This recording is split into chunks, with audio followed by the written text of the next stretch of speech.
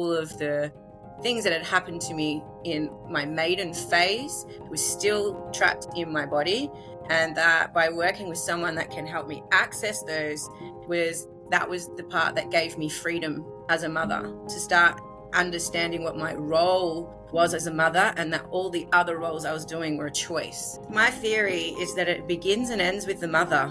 We're the ones raising the children, and what I'm finding in my daughter is that how I am is how she is.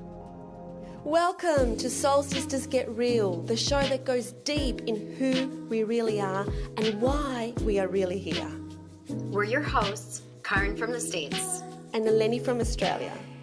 We've had heartfelt conversations as soul sisters for years, and we're ready to share our truths, stories, and life lessons with you. And to inspire you to connect to your truest essence, which resides deep within your soul. There'll be tears, there'll be laughter, and there'll be no holding back.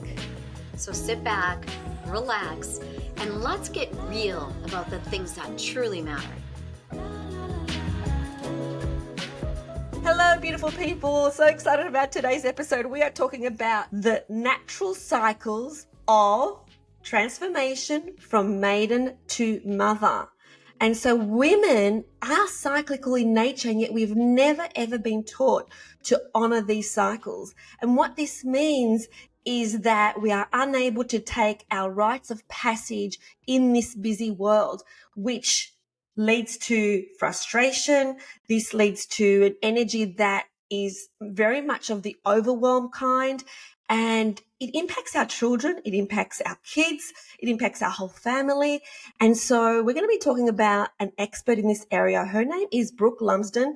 She is the upcoming author of a book called Mother's Medicine, and she's going to be talking to us all about cycles and maidens and how we deal with overwhelm. How do we connect with who we really are in this busy world? So welcome, Brooke. I'm so excited that you are with us today. So first of all, just tell us how you actually came across this topic of, oh my goodness, women are cyclical in nature and we're all stuck in the wrong cycle because we don't allow ourselves to connect back to who we are because we're so busy. So how did you discover this? Really for me, I was getting very frustrated when I became a single mum. I can't wear all the hats. I couldn't work full time. I couldn't be a mother. I wasn't doing any of those roles well. And so I started looking for a sister circle to support me. And I was fighting with my mum a lot as well, like trying to get some support. And, you know, as all parents, when they arrive in their elder years, they want to be off doing their own thing. And I, as a mother, I was really needing support.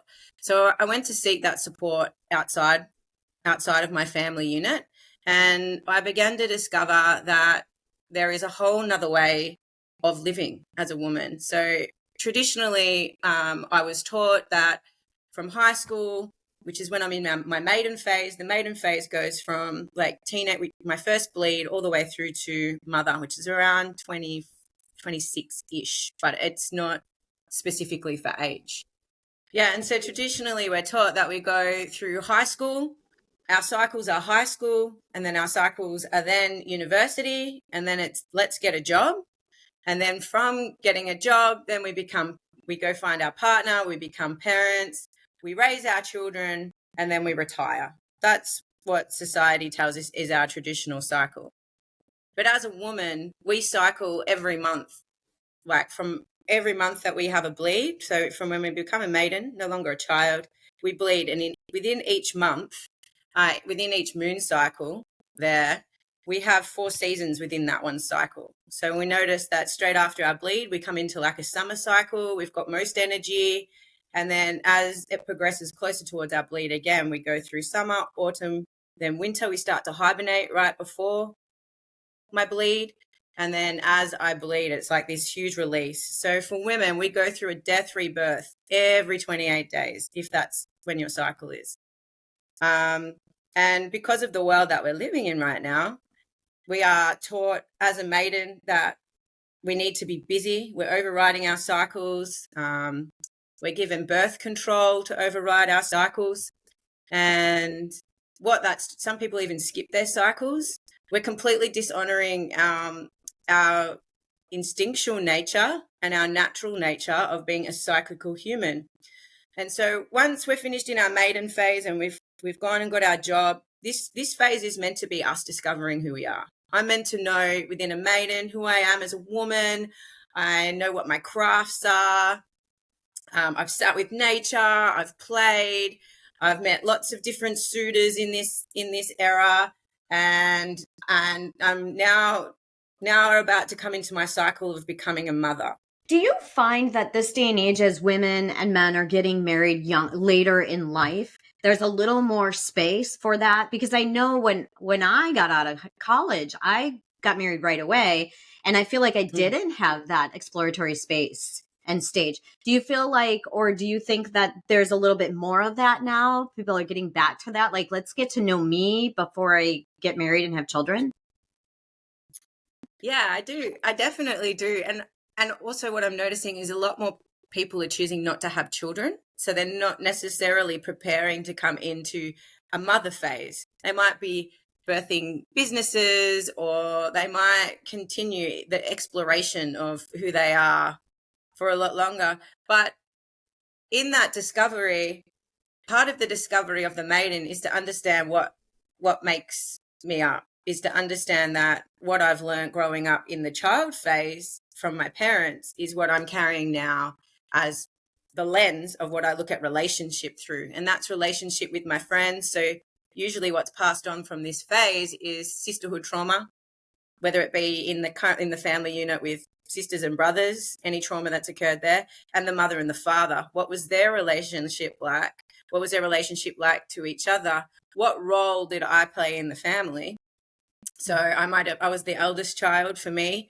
And when my parents separated, I took on the role of the other parent. And so that changed my lens for all my relationships growing up, which I didn't find out till much later. But this maiden phase is supposed to be about addressing all of those things and discovering, self-identifying before we go into mother and create our own world, essentially.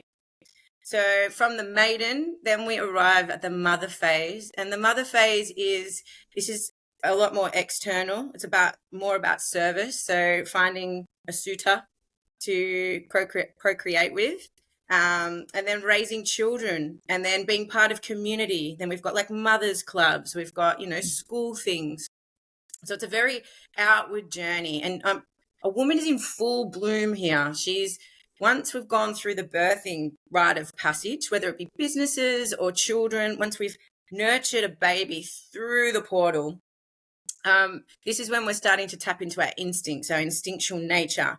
We're really knowing who we are. We offer all the empathy and the compassion and the love. And we overlook and we can see where things need to be changed to make a more harmonious community, whether that be just in our home or in the school.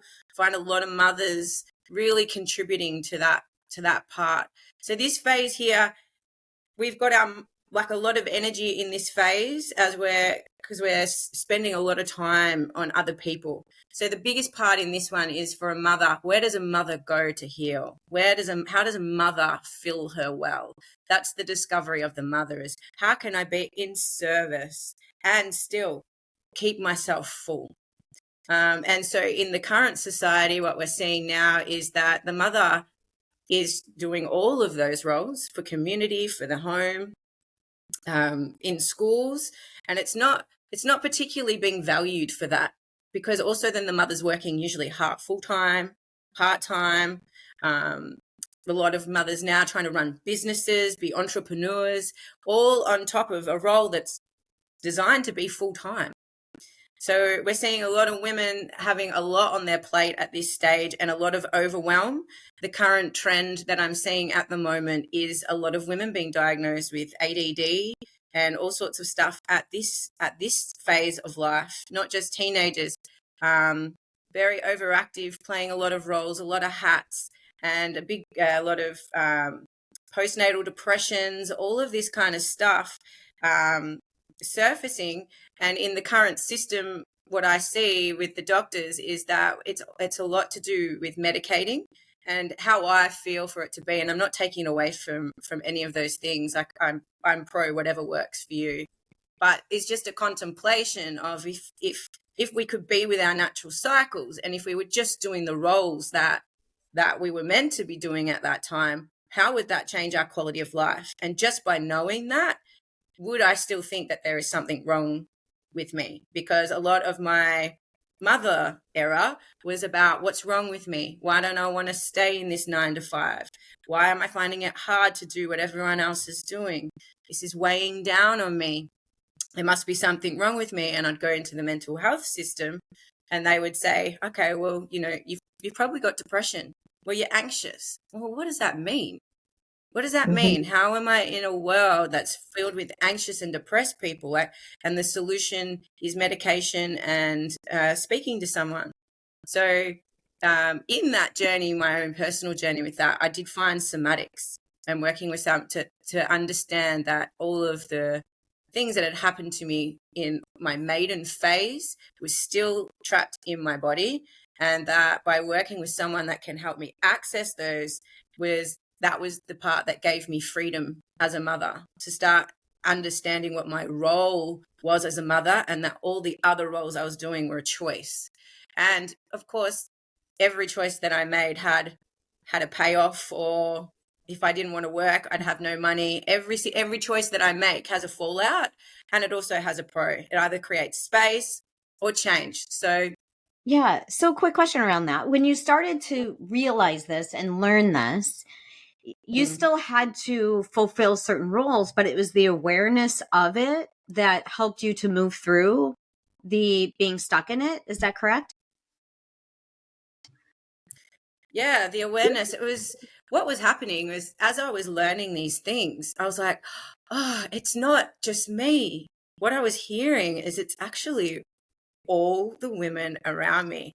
And I'd speak to my sisters and I'd be like, I'm hearing this. I'm hearing that we're cyclical and that we're overriding it. And then, another woman would say to me, wow, that makes sense.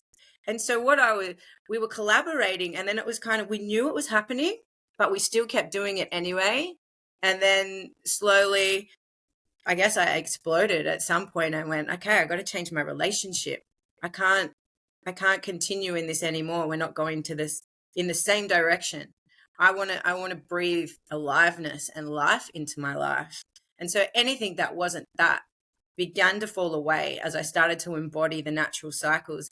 And I did do a lot of things. Like I traveled to Peru and started working with shamanism. I traveled to India and started learning yoga. I was getting a lot of tools that helped me on that. But what I realized is that I didn't need to do any of that. I just needed to know who I was. And I got all the information from different places. So now what I'm doing is I want to bring it all into one place so that women can understand who they are without having to go around the world and getting little bits of information. So it's definitely facing each other and hearing each other in circle reminded me who I was too, that my story, as unique as it is, also I could hear it in every other sister that was speaking. Beautiful.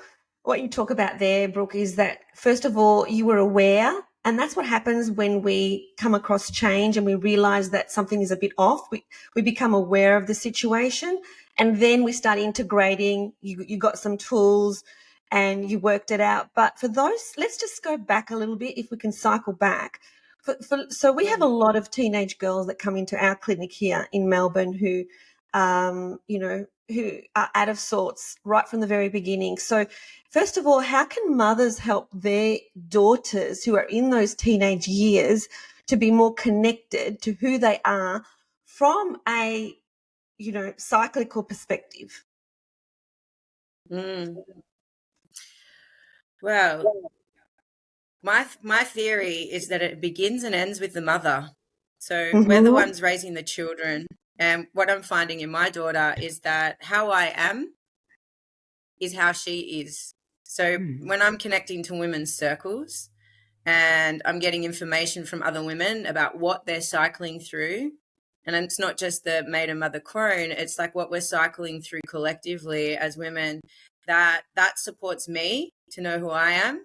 When I'm supported to know who I am, I then can support my daughter, because I'm not just trying to figure it out. I'm informed on who I am, and it's reinforced by what everyone else is doing too. So if I sit in a circle with other mothers and they're like, my teenage daughter wants to go on birth control, let's have a conversation about that. Well, what is birth control? Birth control is regulating hormones that are a natural cycle. If our hormones are out of balance, why are they out of balance? What food are we eating? Like even the water, the things that are polluted in our tap water, slowly over time can change our hormones as women. The food that we eat, what food is injected with, it can change our hormones over time. And what I've discovered through detox is that toxins build up in the system over generations and get passed down through the baby. So there's no real way to know when a child is born how their hormones are going to go. It's not generic to one person. But it's not about putting things in for me now, like putting medications in. It's about how effective I am at removing what is in the system that's making the hormones go, whether it's gut health, whether it's a detox. And I feel that those things are the place we need to look at first before we go to a solution that is a chemical-based inhibitor or anything that's changing hormones and overriding the natural cycles. Because someone that's in their teenage years is young, their trauma is less than someone that is, older as well. So there's a good places to work with that stuff. What childhood things have happened to them? And it can be a hard thing for a mother to face because there's a lot of self-responsibility in it. It's like, we didn't know better. I didn't know better. But now I still have to deal with my child that's telling me this thing was a bad thing for them. And I was there for it. I was like, was I doing my role as a mother? So it can be confronting to look at life in this way, but it is the way. That's what I'm saying. It's the freeing way. It's the truthful way to come back and align with the truth of what's in the body, the truth of how we arrived here, and the truth of who I am. So how does society keep us stuck in that busyness, and that we don't see these cycles, we don't honor the cycles because we are stuck in this hamster wheel of busyness? How does that happen in society? Well, if you look at our life, it's already been pre-planned for us, right? So we're born into the world, and what would you say our natural cycle is? You wake up, you're a baby, then you have to go to school. The parents are telling you the whole time, you've got to go to school next, you're going to go to school next. And it's okay, well, what high school are you going to go to? What hobbies are you going to do? We're only given options through this much of a lens. The society program is just on repeat, cycling over and over again. Where in school, where in our lives do they say to us, hey, let's talk about your first bleed and the honor it is to become a woman, that you are gifted the organs that can procreate life, that every cycle that you go through, maybe you're not depressed. Maybe you're just sad because you're about to start your bleed. Maybe you're sad because of something that's happened to you a long time ago, and every time you hear that song, it triggers it in your body. We're never taught about our body, and which is the home we live in. This is the home I live in.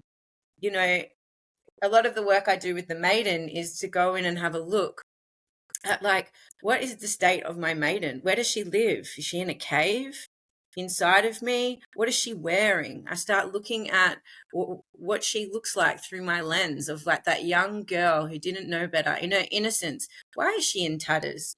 Why did I put her in rags? There's a lot of programming in there from nursery rhymes that someone or Disney movies that someone's going to come and save me, and I'm Sleeping Beauty, and I'll just stay asleep until the prince comes to kiss me, and I don't have to think about anything because I'm going to get saved. So there's a lot of subliminal programming that's going on growing up that we don't need to use my awareness when I know this is who I think I am. I think I am the rest of society. I think I am a body. And then I realize, oh, there's so much more to me than what I've been told. And the rebellion of a teenager is them going, hey, mum and dad aren't God. I can see the flaws in this system. I want to break free from this, and I want to know who I am. And we go, no, get back in school. You go learn. You get the best grades you can. That's what's going to set up your future. But whose future is it? Like, to go and work in an office from 9 to 5 for a lifetime? Like, I do not want that for my kids. I have them out in the wild. I see their innate nature. I see their gifts. How do I anchor that into this society? And it's not to deprive them of these nursery rhymes or to say society's bad and it's trying to kill us. No, it's not that. It's the awareness piece of like, you tell me what you're really feeling and thinking. So I've started recording my daughter and asking her, what do you want parents to know right now? What's it like for a 10-year-old in the world? And she's giving me all the wisdom and the gold that I need. So I guess from that place, to start asking the children what they see rather than just hitting play on the program that's already been set. So you saying, Brooke, are you saying that, because we have, a lot of teenagers here who the reason their parents bring them here, and it breaks our heart, is school refusal. It breaks our heart that they're forced to go to school. So what do you do in a society where, well, one must go to school, but the child has no interest in going to school? How would you respond to that situation? Well, what sort of school are we sending the kids to? Like, what are their talents? What do they love? Every single human being has talents. They have passions. They have things that light them up. Like, I mean, I'd love to come and sit with these kids and have a conversation and see what comes out. But yeah, like, again, I believe that the parents getting the support that they need for this, which is not reliant on the system that keeps sending them back through the cycles. There is lots of nature-based programs, camps that kids can go to, and I can give you some links to put in the show notes that I can get That for would you be later. awesome. Also, like nature-based stuff seems to be the key, but these children are overriding their cycles, and they're loaded. They'll be loaded from their childhood. They'll be loaded from what's in their body and the constant pressure of social medias, and the pace of the world is only speeding up. Of like, who am I? Who am I? Who am I? And I've got to be someone now. I want to be famous. Instagram. There are so many extra pressures that these children had, that what I would be recommending to do is to peel back the layers. They're like an onion. Now we've got to peel off all of the things that they've picked up in their short life so far and help come back to their core, and then help them access again what is innately theirs. Is like, what is your passion? Do you like music? Let's sit down and play the guitar. Doing things with the hands, using the voice, singing, starting to activate. And the diet is a huge piece. When our body is shut down, if we're putting sugar in there and we're overworking the organs, that starts to suppress our connection with each other, with nature. And there's a lot of scientific backed thesis that have been done on what, like the shutting down, the numbing of the body through things that we're unaware of, like soft drinks, coffee, food. Not saying don't do it, but there is a balance, and that's what the role of the mother is to constantly balance everything. The same as the earth, constantly balancing ecosystems. So to peel back those layers, to start, we want to get to the core of the child, not find what's wrong with the child. There's nothing wrong with them.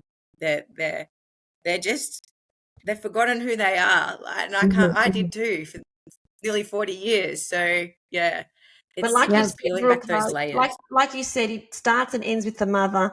And so really the work has to start there, because they're the ones that are the example. They're the ones that are leading. And also the ones that are giving the life and raising the children. So anything I'm thinking and feeling, I don't know if you've experienced this, but you can feel in the house when the mother's not happy. You can feel in the house when mama's walking around singing her song. My kids, Like, I am the highest frequency in the house. How I am is how this whole house runs. That's a big responsibility. That is a big responsibility, to take full responsibility for how I am, how well I can regulate myself is how well my children regulate themselves. And I give my kids permission too to say things like, they call me Dragon Lady. They're like, Mum, you are being Dragon Lady right now. And I'll be like, okay, what do you need? They'll be like, go, like, they'll send me off to go regulate. I'll be like, go regulate. Like, you're affecting my space. You're making me feel sad. You're making me feel angry right now. I feel not heard. So I've opened up a dialogue with my kids to be able to name what they're saying without us turning into teenagers going, well, you're not listening to me, you know? Well, you're not listening to me. And so just really empowering each other to speak to us. Like, hey, I feel, and I say to the kids, I feel really unheard right now. I feel so unheard. Can you please pick up your socks off the floor and put them in the washing machine, you know? And if I say that 3 times now, I can just, come on. We still have our disputes, but at the same time, it's been able to open up the dialogue for them to start communicating how they're really feeling, rather than just going, well, you're the adult, so yeah, numbing out. That's where we start to numb out. Yeah, absolutely. And what we know is that, like you said, you know, the energy, the emotions, the feelings of the mom is always felt by the children. And so it is a huge responsibility for us. And I can say, as a young mom, because I was a pretty young mom, I mean, I was 27, I think, actually, but I feel like I was younger than that. I didn't know myself well enough because I, again, didn't have the time to explore and learn about myself. And so therefore, I was not a very patient mom. When I really look back, there are so many things that I did as a mom. I'm like, oh my gosh, I can't believe I behaved like that. I said that. I lost it like that I would never do now at my age as a mom. But I put the energy there, right? So like, I think about how my boys are sometimes, and I'm like, oh my gosh, like I created that. So it's about the awareness of us and how we are responsible for the energy of the house, and how our children see the world through our eyes. Right? Yeah, that's a beautiful point, Caryn. Like, imagine you had this conversation back then when you were a mother. Like, what difference that would make. And what I want mothers to know is that if you're hearing this and you're feeling guilty, this is not what this is about. Like, you were never told who you were either. You know, no one's teaching this stuff. No, we're not growing up as women knowing who we are and making bad choices. That's the mother's guilt, and we are really quick sometimes to take responsibility for things and then shame ourselves. That's not what this is about. This is about identifying who we are as women and then making the change now within ourselves. So now we can go to the children and go, hey, I'm so sorry. I just realized I was such a grumpy mum. And I just want to honor that it was not your fault. That changes the cycle. And that changes the cycle for our children as well. It's like, yeah, to be able to, at any point when I realize what I've done, to take the responsibility for it then. Like, this is not shame. This is changing the cycles. So yeah, I wanted to speak to that piece, that the mother's shame and guilt cycle also keeps us enslaved into not knowing who I am. It keeps me numb into thinking I'm not good enough. Mommy's guilt. Oh my gosh. Like, right? Like nothing is like mama's guilt. It is Oh, it's crazy. huge for me. Yeah. That's the biggest piece, is that women carry on their shoulders, is the guilt and shame of not being good enough as a mother, because we just have this instinct that we have to be like so perfect and the best. But like you said, Brooke, we've been conditioned and programmed not to know who we are.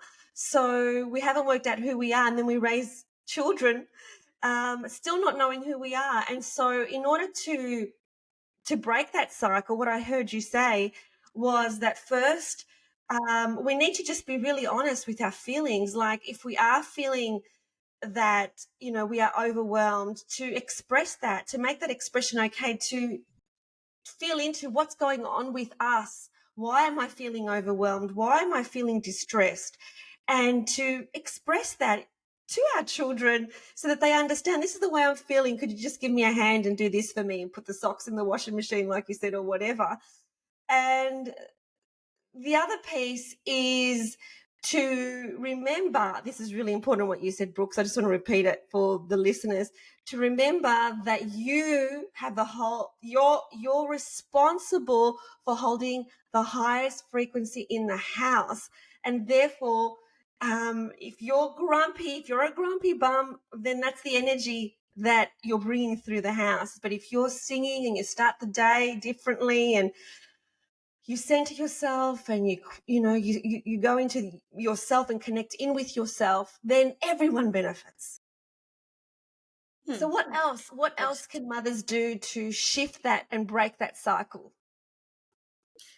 Well, I want to say that once you start this, it has a ripple effect.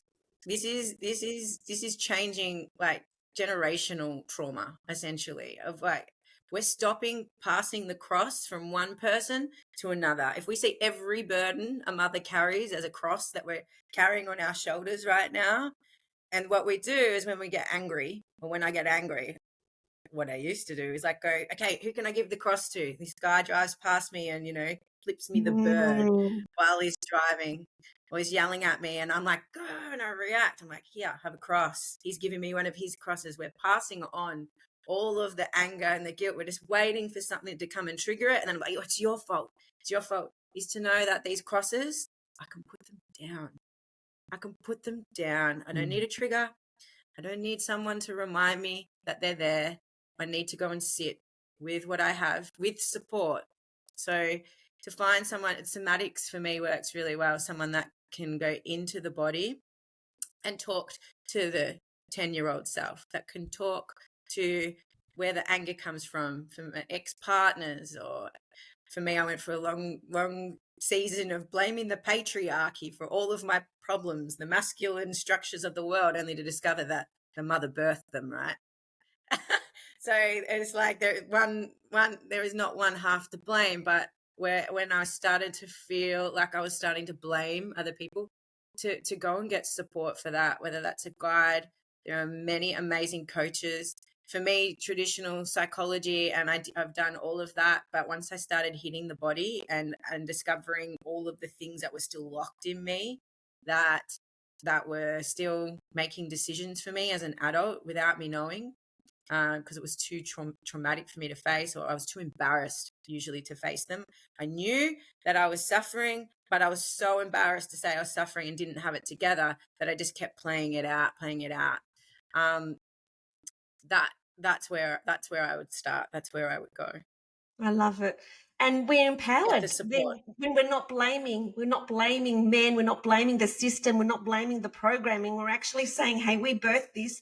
Let's reconnect to our power, because there's nothing more powerful than the divine feminine. And let's just connect into who we really are. And that is so magical. One thing you said, Brooke, about bearing crosses, it's something that I hear a lot. I heard a lot growing up, which is, well, that's that person's cross to bear. Oh, that's that mother's cross to bear. Like, a person has a drug addicted adult child. Well, that's her cross. And so it's like this saying that I have actually grown up with, which is that we have to bear the cross. We have to hold that cross. We have to be the martyr. And what you're talking about is, no, put that freaking cross down. You do not have to hold it on your shoulders. You do not have to be burdened. You can free yourself from that whole experience. Yeah. Yeah, and that's even interesting, because when you think about even like Christianity or spirituality, is they talk about putting your burdens down at the feet of Jesus, or laying your burdens down, and that all just kind of cycles in. It all cycles in.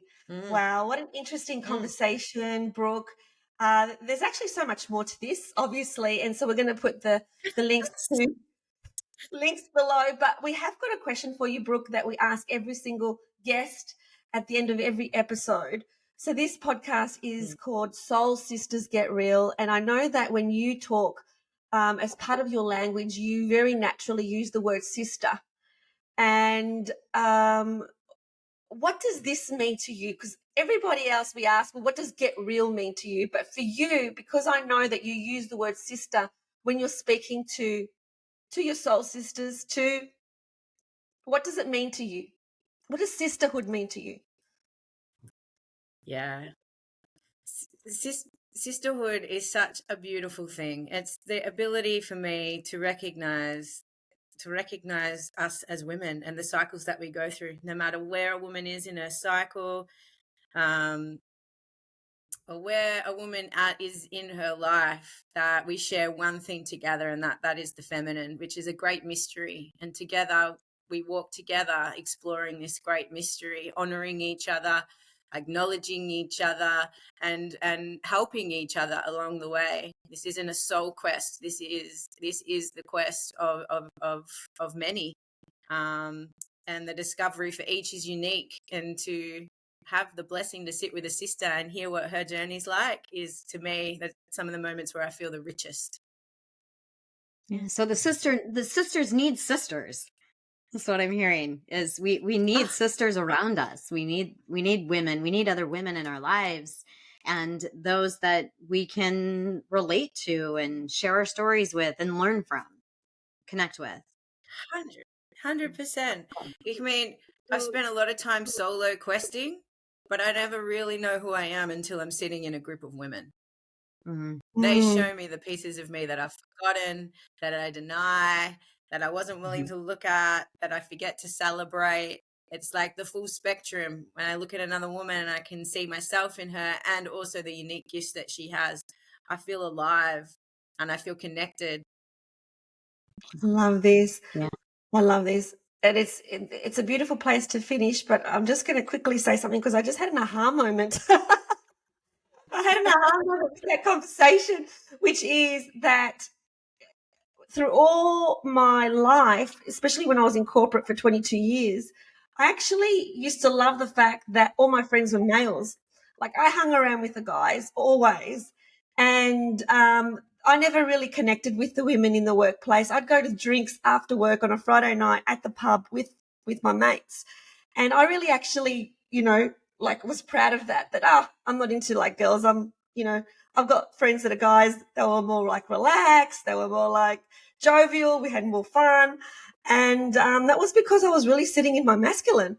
And so now when I have rediscovered and reconnected my feminine, the friends in my life are largely women. And that's who I do spend my time with now.